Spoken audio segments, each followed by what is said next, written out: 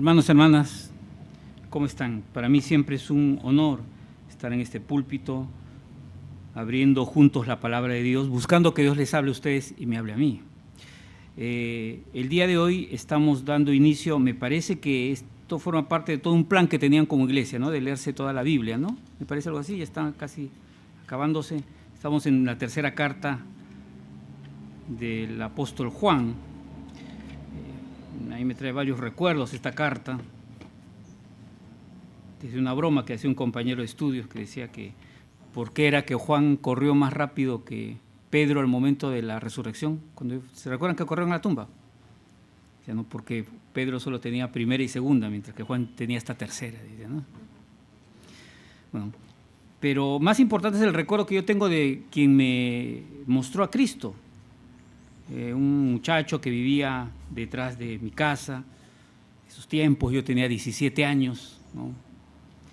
Entonces tenía como 10 kilos menos, tenía el pelo más largo que alguna de las damas acá presentes. Y yo recuerdo que en los primeros días él me dijo, me estoy aprendiendo de memoria un libro de la Biblia. Y yo decía, qué hombre más tronco, ¿cómo se va a aprender de memoria? Y era tercera de Juan, tampoco no era tan largo, ¿no? Para aprendérselo de memoria, ¿no? Nunca lo olvido, ¿no? Este querido amigo que ya está en la presencia del Señor, era médico, ¿no? Estaba justo en esa época postulando para estudiar medicina. Ya está con el Señor. Pues bien, el día de hoy estamos acá en esta carta que tiene, miren, más allá de lo que ustedes pudieran ver, parece que tiene cosas no muy profundas, pero las tiene y con mucha profundidad. Entonces vamos a pedir que el Señor nos acompañe en esta hora, tratando de reconocer qué es lo que Dios quiere decirnos a través de su palabra el día de hoy. Vamos a orar, oremos. Bendito Padre, Dios Santo, gracias porque reconocemos tu presencia en medio nuestro. Gracias, Señor, porque esta palabra es la que tú has separado para nosotros. Nosotros entendemos, Señor, que todo se movió en la historia de la iglesia, de esta congregación, Señor, para que tú separes esta porción de tu palabra el día de hoy y en las circunstancias que nos toca vivir hoy. Así que, Padre, ayúdanos, abre nuestras mentes, ayúdanos a ser fieles escuchas de ti, Señor, pero ayúdanos a ser, sobre todo, y empezamos por esto, Padre, a ser justos con lo que tu palabra dice, a no imponerle a la palabra lo que la palabra no nos quiera decir, a ser dóciles, Padre Santo, y a poder reconocer lo que tú puedas estar queriendo decirnos en esta hora. Oramos así en el nombre y los méritos de Cristo Jesús. Amén. Pues bien, allí tienen reproducido en la pantalla nuevamente cuál es el tema de la carta, ¿no? Cuáles son las palabras que se han leído el día de hoy. Apenas 8 versículos, en el programa decía 4, son 8 realmente. Fíjense, va a ser inevitable estar haciendo una traspolación de unas partes a otras, ¿no? Mi hermano Víctor, que va a predicar la próxima semana, ya había estudiado desde el 5. Perfecto.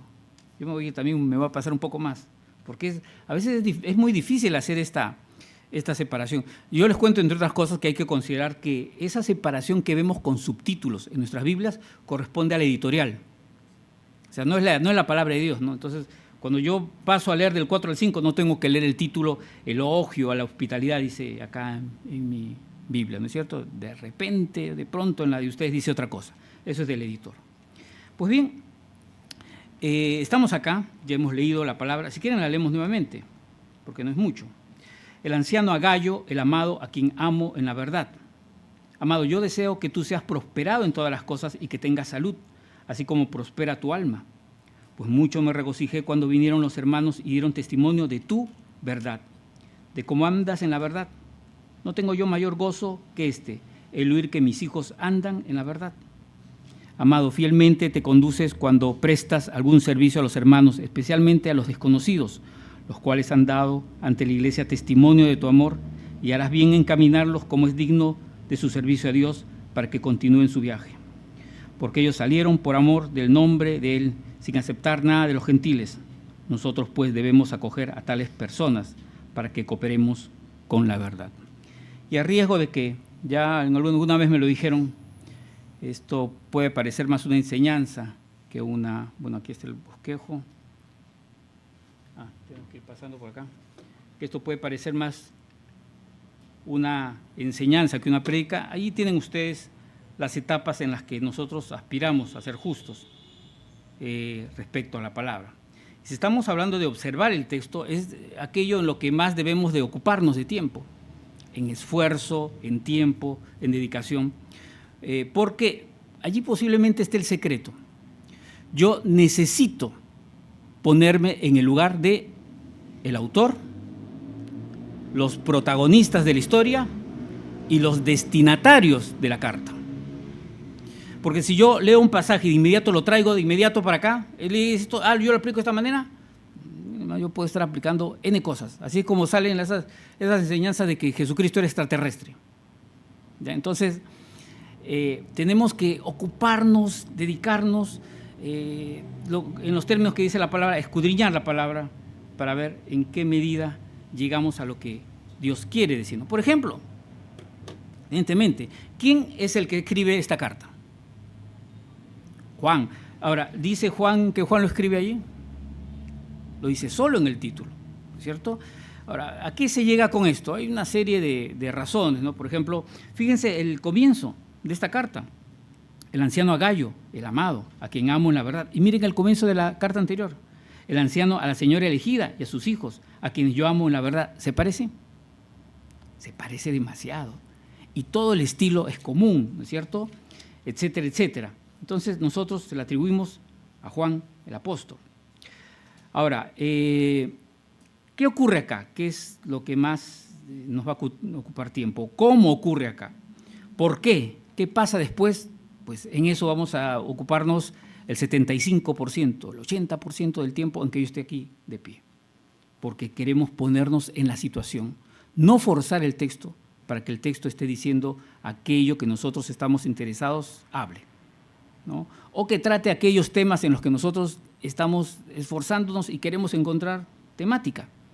Queremos que la palabra de Dios sea libre y nos hable en sus propios términos. Ahora, ¿esto qué implica? Implica, por ejemplo, que cuando hablamos del autor y cuando hablamos de Juan, es inevitable que veamos esta forma como él se trata a sí mismo. Él dice de sí mismo que es el anciano y se dirige a alguien llamado Gayo. Ahora, ahí hay un problema porque no conocemos precisamente quién es ese Gayo. Hay varios Gayos en el Nuevo Testamento, ¿no? Hay uno en Hechos 20, otro ahí los tienen anotados si quieren, 1 Corintios, en Romanos 16, 1 Corintios 4, 1 Corintios 1, perdón, al comienzo nada más, en Hechos 19 también. Sin embargo, todos estos forman parte del círculo del ministerio de Pablo y geográficamente son personas más o menos alejadas. No sabemos si se refiere a ellos, a uno de ellos. Pareciera que no. Miren, hay una obra que no es canónica, es decir, que no forma parte de la Biblia, en otras palabras, su contenido no es palabra de Dios, ¿no? Ahí tienen el nombre abajo, se llama Constitución Apostólica. En su versificación, en el capítulo 7, versículo 40, se habla de un tal obispo de Pérgamo, eso está más cercano.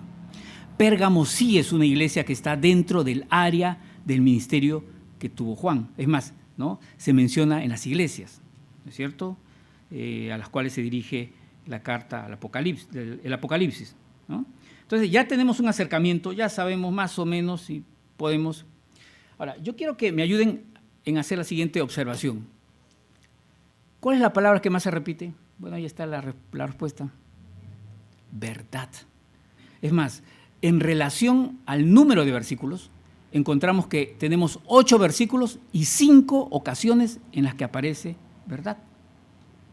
Lo cual quiere decir que, yo le saqué el porcentaje, 62.5% en relación a los versículos señalan la palabra verdad, ¿no? En griego, ¿cómo es en griego?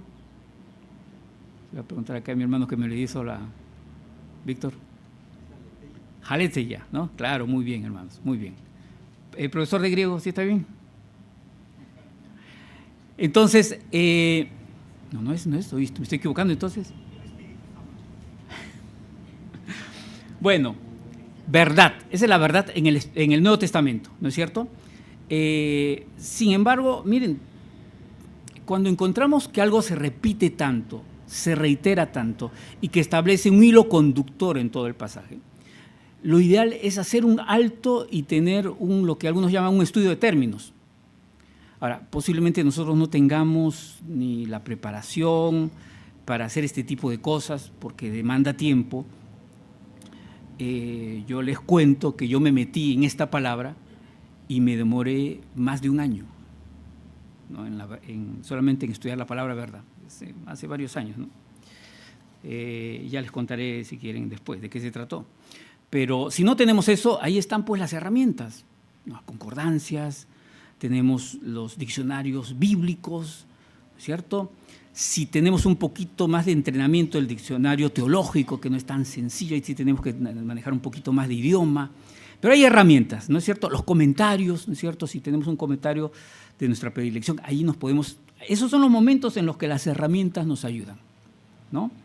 Así que tenemos necesariamente que hacer un alto en esto y hablar de la verdad en la Biblia. ¿Cuáles son las opciones del trasfondo de verdad? En términos muy generales, son dos. O lo que la sociedad está pensando y diciendo en ese entonces, es decir, el trasfondo grecolatino. Recordemos que estamos en la época del Imperio Romano, que es un imperio que le debe prácticamente toda la cultura, a excepción del idioma, a Grecia. Todos los dioses griegos son los dioses romanos. Tan solo se les cambió el nombre y es el mismo Dios. Y es la misma mitología, la misma forma de ver la vida, la misma forma de entender el arte, ¿no? Entonces, ese trasfondo grecolatino es el que nos dice, nos da un concepto de qué es verdad. Pero el otro trasfondo es la Biblia. En este caso, el Antiguo Testamento. ¿Por qué? Porque cuando Juan escribe esto, no existe el Nuevo. Se está escribiendo el Nuevo. Entonces, ¿qué es la palabra de Dios? El Antiguo, evidentemente. Ahora, lo interesante es que, fíjense, el primer trasfondo que lo ven ustedes a su izquierda es de alguna manera el mismo trasfondo que tenemos hoy. Porque hoy nuestra sociedad le debe, por lo menos la sociedad occidental, le debe su entendimiento de la realidad y la sociedad a ese trasfondo grecolatino. Hasta nuestras leyes. Ustedes reconocen, por ejemplo, que cuando alguien estudia Derecho, por ejemplo, estudia casi en sus primeros años Derecho romano. No dice, ¿qué tiene que ver el de Roma con mi época? Pues es que el derecho de ahora está basado en ese derecho de esa época. Y el cultivo de las ciencias y la división, por ejemplo, del conocimiento entre ciencias y humanidades, en términos muy generales, ¿de dónde sale? De Roma y de Grecia. Así que ese concepto de verdad es el concepto que manejamos en esta época, que equivale a lo que encuentran ahí escrito. Verdad es lo que es cierto. Decía Aristóteles, verdad es la correspondencia entre lo que ocurre en la realidad y lo que se dice respecto a esa realidad. Lo cual quiere decir que verdad para un griego o romano de ese entonces equivale a lo que es cierto. O sea, es lo que es cierto. Lo cual lo excluye de connotaciones morales. Vamos a ver el problema después. Pero, ¿qué es la verdad en términos muy generales en el Antiguo Testamento? Y esto ya es más complicado y esto es un resumen de resúmenes, ¿no? Miren, la verdad está altamente ligada, y me estoy yendo ya al final, a la conclusión, al comportamiento. Es conforme a los valores de Dios. Mientras que en la verdad grecolatina, que es la que predomina hoy, el día de hoy, uno dice decir la verdad, en el Antiguo Testamento se está o no se está en la verdad. La verdad no es algo que se dice, es algo en lo que se está. A ver si un poco más allá nos vamos entendiendo un poco mejor. Miren, ¿qué pasa con verdad en el Antiguo Testamento? ¿No? Estoy recordando al pastor Pedro Aranda, ¿no? Que alguna vez me hacía la observación, me decía, Óscar, qué bien predicas, pero ya no me metas tanto griego. Bueno, ya me acordé y así que lo escribí así nomás, no puse las palabras en griego. Amán es el término del cual se origina la verdad. Amán significa algo así como estar firme en el Antiguo Testamento. El que está firme, ¿no?, está en Amán. Y ahí se repite una serie de términos. Por ejemplo, el primero y que todos conocemos, amén. ¿Qué significa amén? que así sea, que sea así, que así ocurra. Cuando yo digo amén, significa yo quiero que así ocurra. Por eso la observación muy buena que alguna vez yo le escuché a un pastor cuando hablaba de un otro pastor pentecostal que decía mucho, en una iglesia neopentecostal que decía mucho, en el mundo hay maldad. Y la gente gritaba, amén. En el mundo hay prostitución, amén. Y en una se separó y dijo, perdón hermanos, ese amén está mal dicho. Dijo, claro, pues, ¿qué está diciendo cuando uno dice amén ahí? Que está bien que haya eso. ¿Usted cree que está bien eso? No, pues no está bien, ¿no es cierto? Ahora, ¿cuál es la palabra para verdad en el Antiguo Testamento? Es emet, emet. Pero, sin embargo, este emet no se utiliza en la totalidad de los términos. A veces se emplea la palabra emuná. Y emuná, como lo ven ustedes allí, tiene un primer significado que es, ¿no pasó? Perdón, disculpen, gracias. Ahí están, ya. Ahí está amán, del cual se derivan estas tres palabras, estas expresiones, ¿no? Amén, que así sea, ¿no es cierto? Emet, que es verdad, y emuná, que es fidelidad. Ahora, emuná también se usa como sinónimo de verdad. Y para nosotros es extraño, porque una cosa es ser fiel y otra cosa es decir la verdad en nuestra época, ¿no es cierto? Sin embargo, en el Antiguo Testamento las palabras están emparentadas. Es más, yo puedo hacer un ejercicio. Me parece que lo puse acá. Aquí está. Ayúdenme, por favor, sus Biblias. Primera de Reyes 2:4. Fíjense, allí aparece emet. ¿Ya? Primera de Reyes, capítulo 2, versículo 4.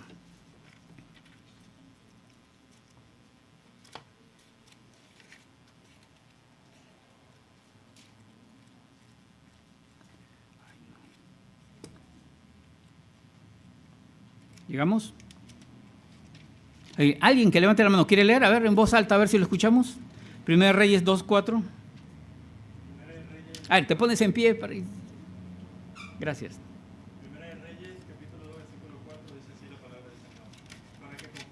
Para que confirme Jehová la palabra que me habló, diciendo, si tu hijo guardare mi camino, andando delante de mí con verdad, de todo su corazón y de toda su alma, jamás, dice, faltará a ti varón en el trono de Israel. Gracias, hermano, toma asiento. ¿No? Acá hay promesa de Dios, ¿no es cierto? En el momento en el que se está trasladando el trono de David a Salomón, y la promesa es esta: si tus hijos guardaren mi camino, andando delante de mí con verdad, de todo corazón y de toda tu alma, jamás, dice, faltará a ti varón en el trono de Israel. Acá la verdad es algo que se dice, es lo contrario a la mentira, es lo contrario a lo que no es cierto. No, aquí la verdad es un comportamiento, si andares en la verdad. No dice si dijeres la verdad. Ahora, lo explica después por si hay dudas. ¿Qué es ese andar en la verdad? ¿No? De todo tu corazón y de toda tu alma. O sea, habla de tus actos, de tus hechos, no de lo que dices. Y allí la palabra que se emplea con verdad es emet. Deuteronomio 32:4, por favor. Ayúdenme a buscar ahora Deuteronomio 32:4.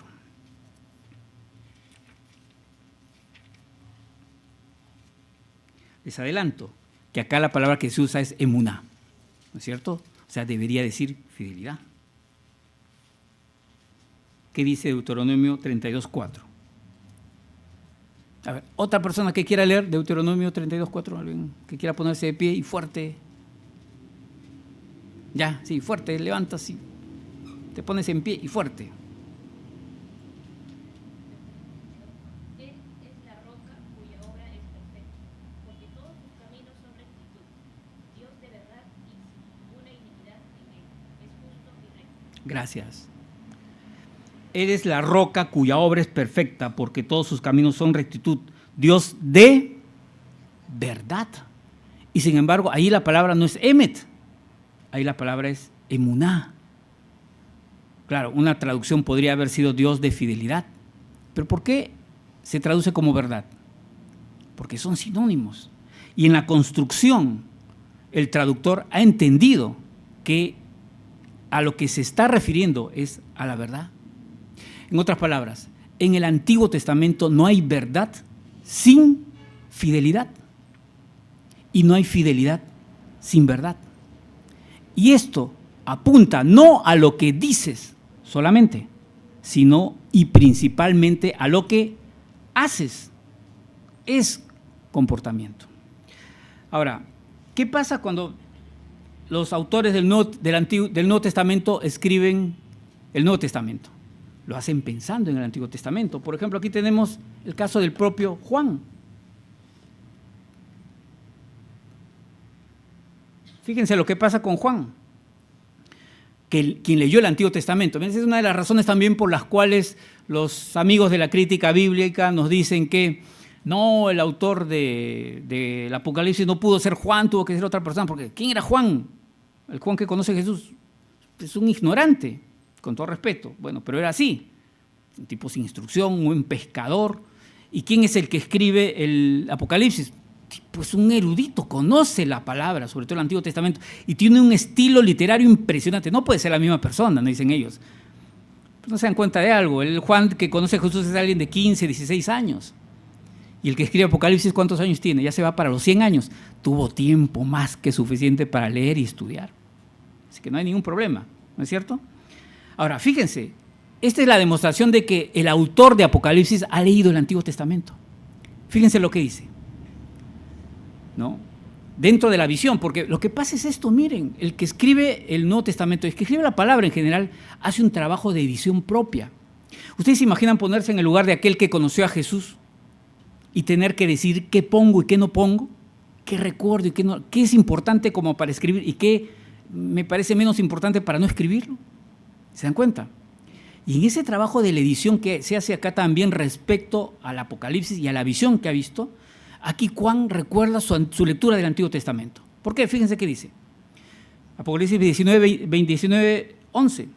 Y vi el cielo abierto y aquí un caballo blanco, y el que lo montaba se llama Fiel y Verdadero. Juntó los dos conceptos que son equivalentes en el Antiguo Testamento y los trajo al Nuevo. Dios tiene que haber estado ahí definitivamente, ¿no es cierto? Entonces, ya podemos decir, en términos muy generales, ¿no?, cuando hacemos la observación de este pasaje, que la verdad, una cosa es la verdad como nosotros la entendemos hoy y otra cosa es la verdad como la entiende la Biblia. Pero tenemos que acabar de hacer esto y no tenemos todo el tiempo del mundo, lamentablemente. Ahí está el pasaje, nuestro pasaje, y queremos que ya estamos en términos muy generales como en condiciones de poder observarlo. Decíamos, Juan es el anciano que le escribe a alguien llamado el amado, a quien ama de verdad. ¿Quién es este amado? Gallo, alguien llamado Gallo. No sabemos exactamente mucho, demasiado, no sabemos mucho respecto a Gallo. Pero leemos en el versículo 2, amado, yo deseo que tú seas prosperado en todas las cosas y que tengas salud, así como prospera tu alma. Pues mucho me regocijé cuando vinieron los hermanos y dieron testimonio de tu verdad, de cómo andas en la verdad. Los deseos de este anciano, que es Juan, son los deseos a alguien con quien está en relación de continuidad. Mira, acá hay relaciones interesantes. Esta es una relación de continuidad del padre que le habla al hijo. Pero hay relaciones de contraste también. Hay un contraste entre Gallo y un personaje de Diótrefes. Por ahí está en el versículo 9, se van a dar cuenta. Y me voy por ahí si quieren, no hay ningún problema. Yo he escrito a la iglesia, pero Diótrefes, al cual le gusta tener el primer lugar entre ellos, no nos recibe. Por esta causa, dice el 10, si yo fuere, recordaré las obras que hace parloteando con palabras malignas contra nosotros, y no contento con estas cosas, no recibe a los hermanos, y a los que quieren recibirlos se los prohíbe y los expulsa de la iglesia. Hay alguien en la iglesia que se agarró todo el poder, y que se pelea, como ya hemos encontrado anteriormente en las expresiones de Juan, al parecer, con todo lo que está ungido. Eres apóstol, me peleo contigo. Misionero, me peleo contigo. Y es un contraste, y el contraste se da acá no solamente en esos términos, porque no conocemos realmente cuál ha sido el papel de Gallo en la iglesia, pero sí encontramos el contraste claro entre el Gallo que es hospedador y este otro señor que por el contrario, no solamente no hospeda, sino que se molesta con quien hospeda. ¿Se dan cuenta de la actitud? ¿No es cierto? Ahora, volviendo a nuestro pasaje, cuando estamos viendo estas cosas, este anciano, que es Juan, está contento con Gayo y solo menciona el asunto respecto a su capacidad de ser hospedador. Y sobre esta base lo ama, le desea prosperidad, le desea que le vaya bien en la vida, etcétera, ¿no? Pero fijémonos en el versículo 4 y volvemos siempre al tema de la verdad, porque la verdad nos va a acompañar durante toda esta mañana. No tengo yo mayor gozo que el oír que mis hijos andan en la verdad. Y antes ha dicho, ¿no? En el 3, pues mucho me regocijé cuando vinieron los hermanos y dieron testimonio de tu verdad, de cómo andas en la verdad. Es decir, él reconoce en Gayo una verdad y reconoce que esa verdad concuerda con la verdad que él está predicando. ¿Y qué es esa verdad? Es comportarte en términos afines con la fidelidad, con el amor a Dios, con la santidad. Y esto es parte de aquello que expresa como gozo el apóstol en estos momentos, ¿cierto? El andar en la verdad. Ahora, ¿qué es aquello, yo me pregunto, que encontramos aquí de parte de Gayo, que puede ser sustento para que Juan tenga esta actitud con él? No hay otra cosa más que la hospitalidad. Fíjense, el versículo 5 en adelante. Amado, fielmente te conduces cuando prestas algún servicio a los hermanos, especialmente a los desconocidos, los cuales han dado ante la iglesia testimonio de tu amor, y harás bien encaminarlos como es digno de su servicio a Dios para que continúen su viaje. ¿Qué estaba haciendo Gayo? Los recibía en su casa. Recibía aún a desconocidos, que sabiendo que eran ungidos por Dios para un ministerio y estaban yendo de camino a ministrar, a predicar y a hacer misión cristiana, los hospedaba. Yo cuando estaba leyendo esto estaba pensando, pero un hotel también hospeda, ¿no? Sí. No sé si ustedes han tenido la experiencia. Yo he tenido la experiencia en algún momento que me ha hospedado gente que no es ni que uno lo conoce, ¿no? A mí me ha pasado, yo recuerdo que hacía un primer intento, una tesis que se me dañó cuando estudiaba en la universidad. Yo me iba pues todos los días desde Lima, me iba hasta Mala, de ahí a Calango, una zona más hacia arriba, ¿no? ¿Conocen más o menos? Sí, ¿no? Mi tesis era manzano, yo estaba obsesionado hasta ahora estoy obsesionado con la manzana, será que me gusta la fruta. Y ya yo me quedaba, yo me recuerdo que una vez me quedé hasta tarde el campesino y me dijo, mira, oye, ¿por qué no te quedas? Quédate en mi casa. Yo ya me estaba quedando cuando pasó un camión y me dijo, oye, te llevo. Y me llevó, pues, pero ya me estaba quedando en su casa. O sea, a veces gente desconocida te puede hospedar, puede ser buena hospedándote. Es más, acá se habla de eso, fíjense el versículo 7. Ellos salieron por amor del nombre de él, sin aceptar nada de los gentiles. Estos misioneros, esta gente que está separada por Dios para el ministerio, no se hospedaba con gente gentil. Entonces, esto es todo lo que tenemos como comportamiento claro respecto a Gayo. Y uno se sigue preguntando, ambas, ¿esto será suficiente para decir que es alguien que está en la verdad?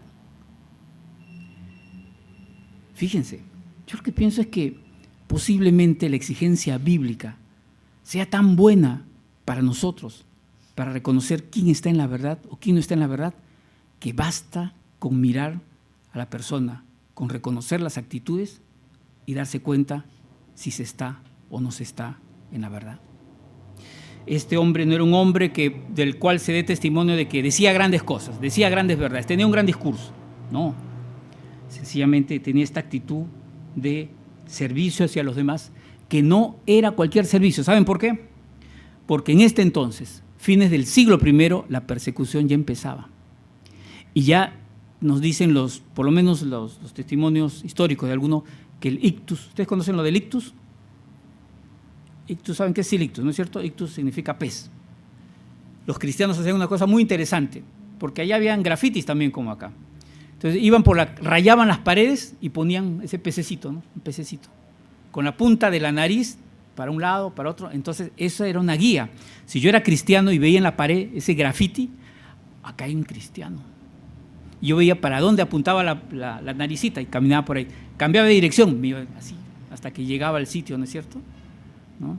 Y se dice que incluso la clave era que uno se agachaba al piso y hacía el símbolo, y si el otro venía y hacía el símbolo también a tu costado, ya te lo llevas aparte. Hermano, somos hermanos en la fe.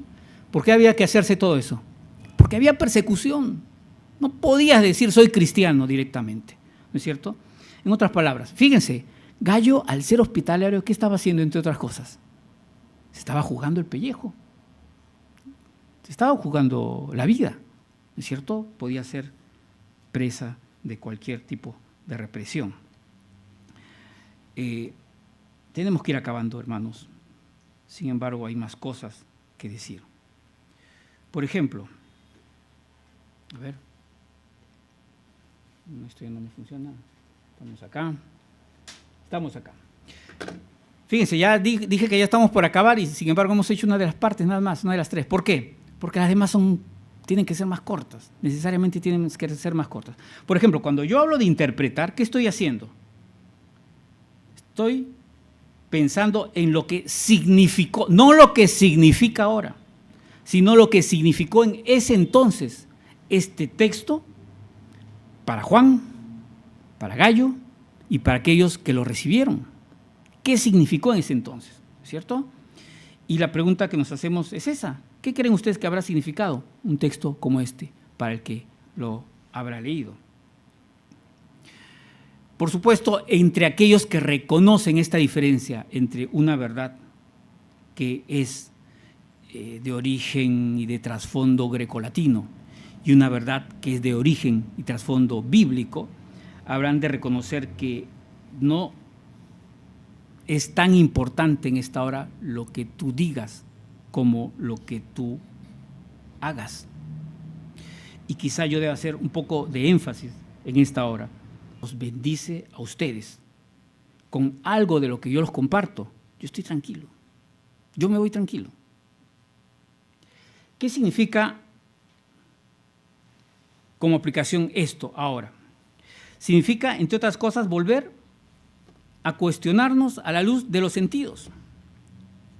¿Cuál es tu entendimiento de la verdad? ¿Entiendes la verdad como griego o entiendes la verdad como cristiano? ¿Cómo lo entiendes? Estaba recordando hace un momento cuando venía por acá, no sé por qué son esas cosas que Dios le da a uno para que recuerde. Estoy recordando, no voy a decir el nombre mejor, porque esto ustedes lo graban, lo pasan por ahí, de repente tienen problemas. Un personaje que está en uno de los billetes de dólares, padre de la independencia de los Estados Unidos, un personaje público, yo podría decir el nombre del personaje, investiguen ustedes, que vivía muy bonito, sus escritos eran muy interesantes, hablaba mucho sobre la libertad, es padre de la proclamación y del sustento de la libertad en ese país. Pero mientras hacía eso, vendió a sus hijos como esclavos. Y uno se pregunta, ¿qué pasó?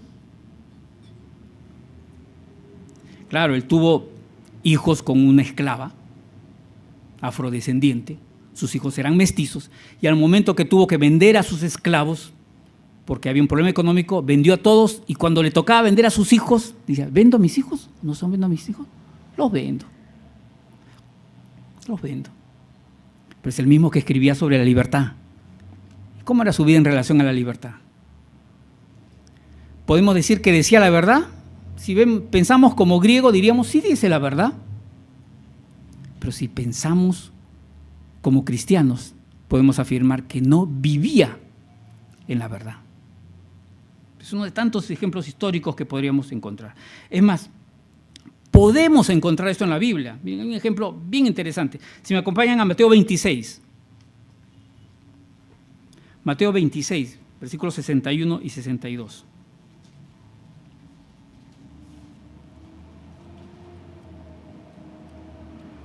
Ya estamos en las postrimerías de la vida de Jesús durante su primer periodo aquí en este mundo.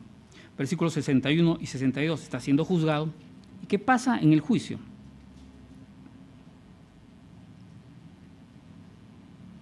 Fíjense. Leamos del 60. Miren. Y no lo hallaron, aunque muchos testigos falsos se presentaban. Pero al fin vinieron 2 testigos falsos que dijeron, este dijo, puedo derribar el templo de Dios y en 3 días reedificarlo.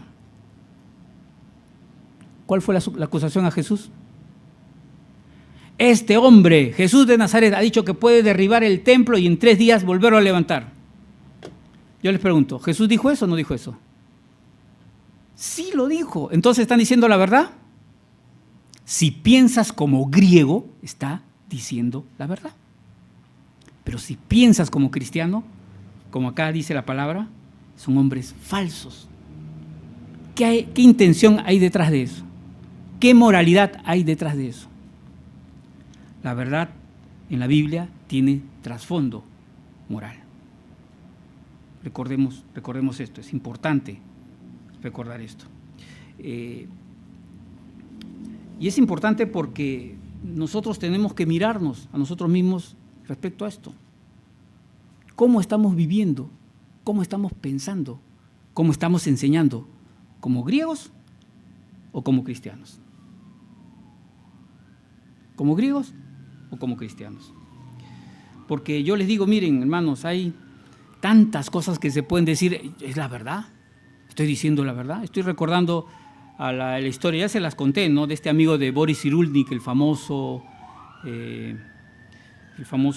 quizás el último de los grandes psicólogos vivos que quedan en este mundo, ¿no? Médico de profesión, psicólogo, después en segunda carrera, doctor en psicología, que se encontró con un amigo y que le contó después de años, tú me ayudaste a salir en la vida. ¿Por qué? Porque mira lo que pasaba en el colegio.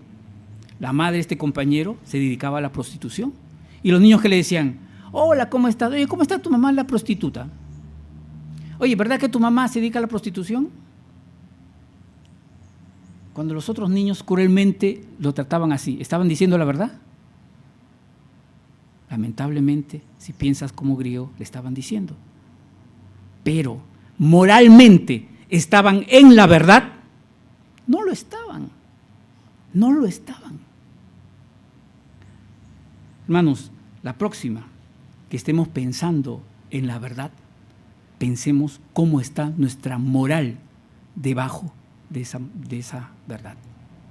Si decimos las cosas así sencillamente, es mi verdad y la digo y acuso y delante en público digo, hermano, eres esto, hermano, eres el otro.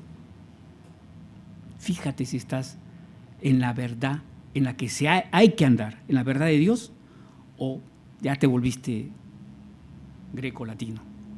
Ahí también hay un ejercicio muy interesante, porque yo puedo apelar a la Biblia y seguir pensando como greco-latino. Claro, yo apelo a la Biblia, hermano, usted enseñó mal la Biblia acá, esto que el otro, no sé qué cosa, ¿no? Y lo tratas mal, te diriges mal, lo tratas con palabras indebidas. Claro, digo, estoy usando la Biblia. Como les dije al principio, la Biblia también la usan algunos de esos grupos Alfa y Omega, que ¿no? Jesús era extraterrestre, ¿no? También lo usan. No querramos estar más o menos en cuanto a la manera de entenderla más por esos lados. Mi mejor amigo es un médico, ¿no? Que yo soy, bueno, parece raro, pero yo lo llamo Fido, así como perro, Fido, pero se llama Fernando, pero para mí es Fido toda la vida, ¿no? Y Fido, pues estudiamos desde el jardín en el colegio, en el mismo colegio, las mismas monjas nos enseñaron, los mismos curas nos enseñaron, acabamos el colegio juntos, etcétera, etcétera. Y yo recuerdo cuando yo había conocido a Cristo e iba a una iglesia, yo lo invité a la iglesia y venía un predicador, pero impresionante predicador. Lo llevé y dije, este se convierte, ¿no? Cuando hagan el llamado seguro que se convierte. No pasó nada. Al día siguiente yo le dije, ¿quieres ir? No, chino, ¿qué tengo que hacer? Dice, no, ven, que no sé qué cosa. Total, vino. Y predicó a alguien que, miren, es una de las prédicas más torpes en las que yo haya estado allí sentado viendo. No me gusta juzgar al predicador, no me gusta eso, pero tengo que reconocer. Bueno, no estoy diciendo el nombre tampoco. Se le caía la Biblia, agarra un pasaje equivocado por otro, lo leía mal. Y al final su interpretación fue dudosa, digámoslo así, ¿no? Y yo dije, caramba, ¿por qué lo traje a mi amigo? Lo hubiera traído pasado, mañana iba a volver a predicar el primer predicador internacional famoso. Lo traje ahora, caramba, mañana no va a querer venir. Bueno, dije yo. Saliendo de ahí, yo dije, hacen el llamado, si alguien quiere le va a aceptar a Cristo. No quiso. Pero me dijo, Oscar, ¿tienes tiempo? Sí, ¿qué horas son? Son como las 9. ¿Tienes tiempo? Pero te estoy pidiendo tiempo. Sí, bueno, tengo tiempo, ¿no? Tengo tiempo, ¿no? Pero ¿te puedes aparecer de tu casa tranquilo? Bueno, yo cuando viví una vida medio disipada, ¿no? Me desaparecía. Bueno, si quieres, ¿no? Estuvimos caminando hasta el amanecer. Toda la noche, acabamos ahí desde Lince hasta Barranco caminando con la Biblia, preguntándome, ¿pero por qué dice esto el Señor? ¿Qué significa esto? ¿Qué significa lo otro? ¿Por qué dijo esto? Porque su pasaje, él mismo reconoce que este pasaje está equivocado. Él mismo lo reconocía. Antes del amanecer, ya le había entregado su vida a Cristo. Ya le había entregado su vida a Cristo. Y para mí fue una lección grande, porque no depende del predicador, depende de Dios. No depende de qué tan acertado es, sino de que yo sea capaz de abrir mi Biblia y mirar si allí yo me reflejo.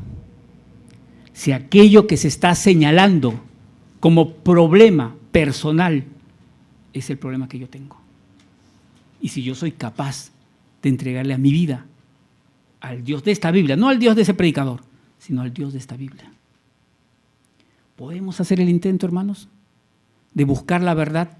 Y quedémonos en el ejemplo de este hombre llamado Gallo, porque Gallo nos da el ejemplo de que tú no necesitas ni ser un intelectual, ni necesitas estar haciendo grandes cosas trascendentales para que Dios reconozca que tú andas en la verdad.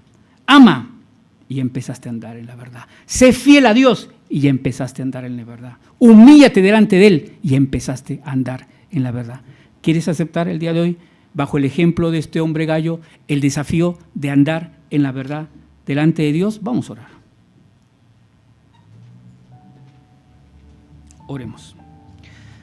Padre Santo, gracias te damos por Juan. Gracias te damos por Gallo. Y gracias, Padre, porque a pesar de los problemas allí en medio de la congregación, tú estabas presente. Y gracias, Señor, porque toda la oposición que pudo sentir el apóstol frente a este hombre Diótrefes no lo detuvo para acercarse a aquel a quien sí reconocía, andaba en la verdad.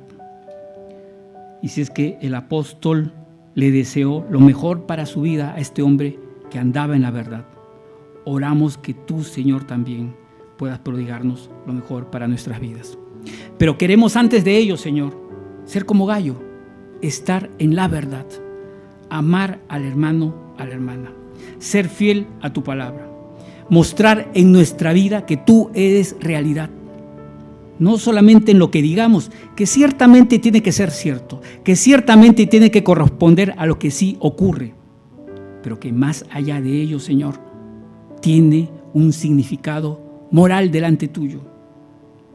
Escudriña nuestros corazones de tal manera que aquello que decimos, pensamos y hacemos sea sometido a tu juicio, Señor Dios Todopoderoso. Pero oramos también, Señor, porque tengas misericordia de nosotros, porque nos des la capacidad de perdonar y pedir perdón, pero sobre todo de pedirte perdón a ti. Queremos ser fieles, queremos andar en la verdad, queremos amar al hermano, a la hermana. Asumimos ese compromiso bajo el reto que tu palabra nos impone en esta hora. En el nombre y en los méritos de Cristo Jesús, oro así. Oramos así. Amén.